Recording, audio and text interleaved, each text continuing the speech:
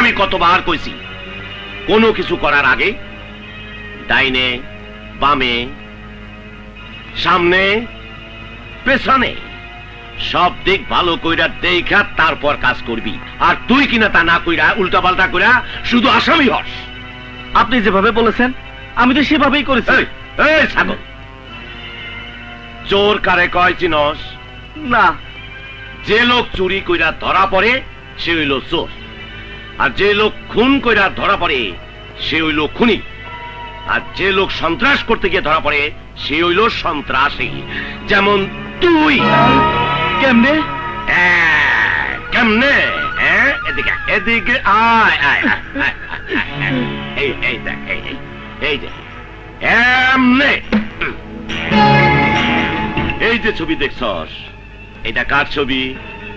আমার।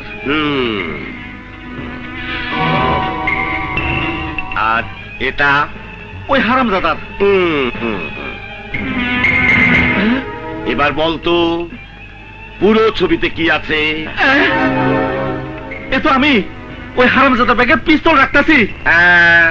তাহলে বোস পিস্তল রাখতাছস তুই আর ছবি হইল গিয়া আমার কাছে।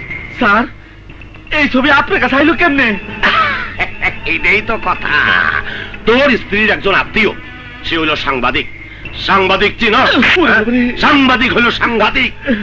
তুই যখন পিস্তল রাখতেছিলি তখন তার ক্যামেরায় ধরা পড়ছে, এবং সাংবাদিক যখন বুঝতে পারলো তুই আমার লোক তখন তো শ্বশুর বাড়িতে ছবি না দিয়া সে এই ছবিটা আমাকে দিল। আপনি আমার ধর্মের বাপ লাগেন। পত্রিকায় যদি ছবিটা ছাপায় দিত তাহলে আমার সব শেষ হয়ে যাইতো। স্যার আপনার দুইটা পাও ধরি ছবিটা আমার ফেরত দেন স্যার। আরে ছবি দিলে কি হবে? আসল মাল তো রয়ে গেছে আসল জায়গায়, নেগেটিভ। যদি প্রিন্ট কইরা ওই ছবি তো শ্বশুর বাড়ি পাঠাইয়া দেয় তাহলে তুই গ্রেফতার হবি, তারপরে জেল। স্যার আপনি আমার আব্বা লাগেন, যেমনে পারেন আমারে বাঁচান স্যার, বাঁচান। হাসেম ভাইজান তোরে বাঁচাইবার পারবো না, একমাত্র আমি তোরে বাঁচাইবার পারি। আরে কাদিরা, তোর স্বভাবের পরিবর্তন হইল না। ঠিক আছে তুই ফয়সালা করে দে। দেখ হ্যাঁ যাই।